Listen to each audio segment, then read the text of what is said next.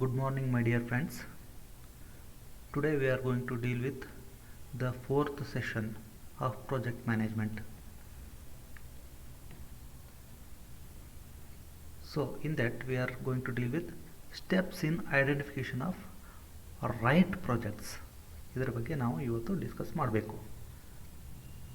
Okay, ಇದನ್ನು discuss ಮಾಡಿದ್ಮೇಲೆ ಸ್ಟೂಡೆಂಟ್ಸಿಗೆ ಏನು ಹೆಲ್ಪ್ ಆಗುತ್ತೆ, ವಾಟ್ ಈಸ್ ದ ಔಟ್ಕಮ್ ಅಂತ ಹೇಳಿದ್ರೆ students will be able to know the ways and means of identifying the right projects. ಅಂದರೆ ಸ್ಟೂಡೆಂಟ್ಸಿಗೆ ಏನು ಗೊತ್ತಾಗುತ್ತೆ ಅಂದರೆ ಒಂದು ರೈಟ್ ಪ್ರಾಜೆಕ್ಟನ್ನು ಹೇಗೆ ನಾವು ಐಡೆಂಟಿಫೈ ಮಾಡಬೇಕು. ಅಂದರೆ for example you have 100 projects in your hand. ಅದರಲ್ಲಿ ರೈಟ್ ಪ್ರಾಜೆಕ್ಟ್ ನಿಮಗೆ ಸ್ಯೂಟ್ ಆಗ್ತಕ್ಕಂಥ ಪ್ರಾಜೆಕ್ಟನ್ನು ಹೇಗೆ ಚೂಸ್ ಮಾಡಬೇಕು, 100ರಲ್ಲಿ ದ ಒನ್ ಬೆಸ್ಟ್ ಪ್ರಾಜೆಕ್ಟನ್ನು ನೀವು ಹೇಗೆ ಚೂಸ್ ಮಾಡಬೇಕು ಅನ್ನೋದನ್ನು ನಾವು ಇವತ್ತಿನ ಕ್ಲಾಸಲ್ಲಿ ಕಲಿಬಹುದು. ಅದಕ್ಕೂ ಮುಂಚೆ what is the meaning of project identification. Project identification ಅಂತ ಏನು, ಮೀನಿಂಗ್ ಏನು ತಿಳ್ಕೊಳ್ಳೋಣ. Project identification is the first step of a new venture. Venture ಅಂದರೆ ಏನು, ಹೊಸದಾಗಿ ಯಾವುದನ್ನಾದರೂ ನಾವು ಅಡ್ವೆಂಚರ್ ಅಂತೀವಲ್ಲ ಆ ಥರ ಹೊಸದಾಗಿ ನಾವು ಯಾವುದೇ ಒಂದು ಬಿಸ್ನೆಸ್ಗೆ ಕೈ ಹಾಕೋದಕ್ಕೆ ವೆಂಚರ್ ಅಂತ ಹೇಳ್ತೀವಿ. So project identification is the first step of a new venture. ಯಾವುದೇ ಒಂದು ಹೊಸ ವೆಂಚರ್ನ ಸ್ಟಾರ್ಟ್ ಮಾಡ್ಬೇಕಂದ್ರೆ ಫಸ್ಟ್ ಸ್ಟೆಪ್ ಅದರಲ್ಲಿ ಏನು ಅಂದರೆ ಪ್ರಾಜೆಕ್ಟ್ ಐಡೆಂಟಿಫಿಕೇಷನ್.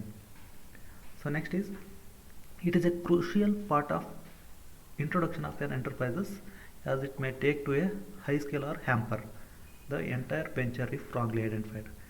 ಇದು ತುಂಬ ಪ್ರಾಜೆಕ್ಟ್ ಐಡೆಂಟಿಫಿಕೇಷನ್ ಇದೆ ಅಲ್ವಾ, ಇದು ತುಂಬ ಇಂಪಾರ್ಟೆಂಟ್. ಯಾಕೆ ಅಂತಂದರೆ ನಾವು ಕರೆಕ್ಟಾಗಿ ಪ್ರಾಜೆಕ್ಟ್ ಐಡೆಂಟಿಫಿಕೇಷನ್ ಮಾಡಿದ್ರೆ it can take a company to high levels, greater levels. ಅದೇ ನಾವು ಏನಾದರೂ ತಪ್ಪಾಗಿ ಪ್ರಾಜೆಕ್ಟ್ನ ಐಡೆಂಟಿಫೈ ಮಾಡಿದ್ರೆ it is going to hamper the entire venture. Okay, it is going to hamper the entire venture. So it is going to play a very crucial role in the success of a venture. It is concerned with ಇದರಲ್ಲಿ ಏನೇನಿರುತ್ತೆ ಅಂದರೆ collection, compilation and analysis of data for the purpose of locating possible business venture. ಇದರಲ್ಲಿ ಏನಿರುತ್ತೆ ಅಂದರೆ they will collect the data, they will make the compilation ಅಂದರೆ ಅದನ್ನು ಕ್ರೋಢೀಕರಿಸ್ತಾರೆ, ಆಮೇಲೆ ಅದನ್ನು analyse ಮಾಡ್ತಾರೆ.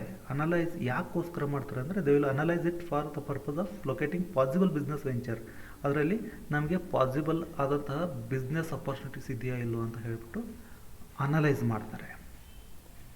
Next is there are 6 different steps in identifying the right projects. ಒಂದು project right ಇದೆಯೋ ಇಲ್ಲೋ ಅಂತ ಐಡೆಂಟಿಫೈ ಮಾಡೋದಕ್ಕೆ there are 6 different steps. One by one ಏನು ಅಂತ ನಾವು ನೋಡೋಣ ಈಗ. First step is search of new idea or generation of ideas or search of business opportunities ಅಂತ ಹೇಳ್ತೀವಿ. ನೋಡಿ, for example today if you have a best idea, okay, and ಆ ಐಡಿಯಾದಿಂದ ಒಳ್ಳೆ ರಿಟರ್ನ್ಸ್ ಇದೆ ಅಂತಂದರೆ people are ready to buy that idea for millions of dollars. This is the situation today. ಯಾಕೆ ಅಂತಂದರೆ that is the strength of any idea. ಯಾಕಂದರೆ idea is the beginning of any venture or any project. Okay, so for that reason search of a new idea or generation of idea or search of business opportunities very important. Fine, this is the first step in project, any project identification. Second step is screening of ideas. For example, if I go for idea generation, I will get hundreds of ideas. ನಾನು ಇದು ಈ idea ಮಾಡಬೇಕು, ಈ ಥರ ಮಾಡಬೇಕು, ಈ project ಮಾಡಬೇಕು ಅಂತ I will get hundreds of ideas. But ಅದರಲ್ಲಿ I can't do all the 100 ideas, right, because many ideas may be a flop ideas, right. So what I have to do is I have to do the screening of ideas. That means ಆ 100 ಐಡಿಯಾದಲ್ಲಿ ಯಾವುದು ಒಳ್ಳೆಯ idea ಇದೆಯೋ, ಯಾವುದು best idea ಇದೆಯೋ ಅದನ್ನು ತೊಗೊಳ್ಳೋದು, ಯಾವುದು best ಇಲ್ಲದೇ ಇರೋ ಐಡಿಯಾ ಇದೆಯೋ ಅದನ್ನು ಬಿಟ್ಟು ಹಾಕೋದು. That is called as screening of ideas. ಅಂದರೆ ಫಿಲ್ಟರ್ ಮಾಡೋದು, ಬೆಸ್ಟ್ ಐಡಿಯಾಸ್ನ ಫಿಲ್ಟರ್ ಮಾಡ್ಕೊಂಡು ತೊಗೊಳ್ಳೋದು. Fine. Next is viability assessment or feasibility or practicality of the proposed plan. ಅಂದರೆ ಆ ಪ್ಲ್ಯಾನ್ ಏನಿರುತ್ತಲ್ಲ, ಈಗ ನಮ್ಮ ಹತ್ರ ಒಂದು ಇಷ್ಟು ಐಡಿಯಾಸ್ ಇದ್ದಾವೆ, ಬೆಸ್ಟ್ ಐಡಿಯಾಸ್ ಇದ್ದಾವೆ ಅಂತ ಇಟ್ಕೊಳ್ಳಿ. ಅದರಲ್ಲಿ ಆ ಬೆಸ್ಟ್ ಐಡಿಯಾಸ್ಗಳಲ್ಲಿ ಎಷ್ಟು ಐಡಿಯಾಗಳು ಫೀಸಿಬಲ್ ಇದ್ದಾವೆ ಅಥವಾ ಎಷ್ಟು ಐಡಿಯಾಗಳನ್ನು ನಾವು ಪ್ರಾಕ್ಟಿಕಲ್ ಆಗಿ ಇಂಪ್ಲಿಮೆಂಟ್ ಮಾಡೋಕ್ಕೆ ಸಾಧ್ಯ ಇದೆ ಅನ್ನೋದನ್ನು ನಾವು ಸ್ಟಡಿ ಮಾಡಬೇಕಾಗುತ್ತೆ. ಅದಕ್ಕೆ ನಾವು ಏನಂತೀವಿ, we call it as viability assessment. Okay, ಯಾಕಂದರೆ ಎಷ್ಟೋ ಐಡಿಯಾಸ್ಗಳು ಹೇಗಿರ್ತವೆ ಅಂತಂದರೆ they are not practical in nature. But ಇನ್ನೂ ಒಂದು ಮಾತು ಹೇಳ್ತೀನಿ, when Wright brothers thought of finding a or inventing a flying machine, people started laughing at them. How is it possible ಅಂತ ಹೇಳ್ತಾ ಇದ್ರು. ಯಾಕಂದರೆ ಅವ್ರ ಮಷಿನ್ ತುಂಬ ಹೆವಿಯಾಗಿತ್ತು.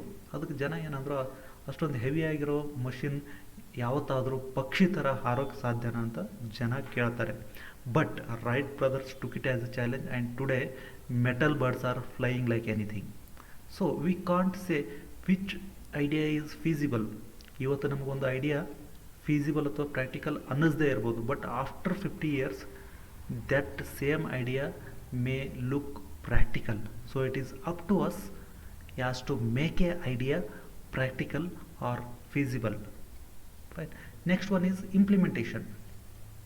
ನಮ್ಮ ಐಡಿಯಾನ ನಾವು ಪ್ರಾಕ್ಟಿಕಲ್ ಆಗಿ ಇಂಪ್ಲಿಮೆಂಟ್ ಮಾಡ್ಬೋದು ಅಂತ ನಮಗೆ ಅನ್ನಿಸಿದಾಗ ನಾವು ಏನು ಮಾಡ್ತೀವಿ ಅಂದರೆ, we just go and we just implement it. ಅದನ್ನು ಆ ಐಡಿಯಾನ ನಾವು ಇಂಪ್ಲಿಮೆಂಟ್ ಅಥವಾ ಎಕ್ಸಿಕ್ಯೂಟ್ ಮಾಡ್ತೀವಿ.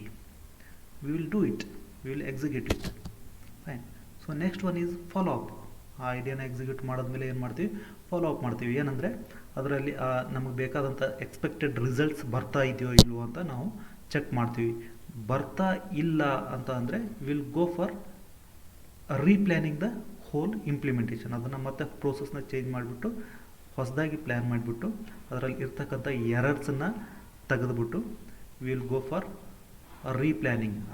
ನೆಕ್ಸ್ಟ್ ಸ್ಟೆಪ್ಪಲ್ಲಿ ಏನು ಮಾಡ್ತೀವಿ, will go for performance analysis. ಅಂದರೆ ಆ ಪರ್ಫಾರ್ಮೆನ್ಸ್ ಯಾವ ಮಟ್ಟಿಗಿದೆ, ಪರ್ಫಾರ್ಮೆನ್ಸ್ ನಾವು ಎಕ್ಸ್ಪೆಕ್ಟ್ ಮಾಡಿದಷ್ಟು ಇದೆಯೋ ಇಲ್ವೋ, ಕಮ್ಮಿ ಇದ್ದರೆ ವಾಟ್ ಆರ್ ದ ರೀಸನ್ಸ್ ಅಂತ ನೋಡಿಬಿಟ್ಟು we try to remove the errors and setbacks. So these are all the 6 steps that we can find in identifying the right projects. Okay, here is the summary. Nodi, project identification starts with idea generation and ends with project performance evaluation. Nodi, first ಎಲ್ಲಿಂದ start ಮಾಡಿದ್ವಿ, ನಾವು idea ಜನರೇಷನ್ನಿಂದ start ಮಾಡಿದ್ವಿ and it has ended up in at the point of project performance evaluation ವರೆಗೂ. These are all the steps we find in project identification. Here once again you have got multiple choice questions. Please go through them as they are self-explanatory in nature. Thank you one and all.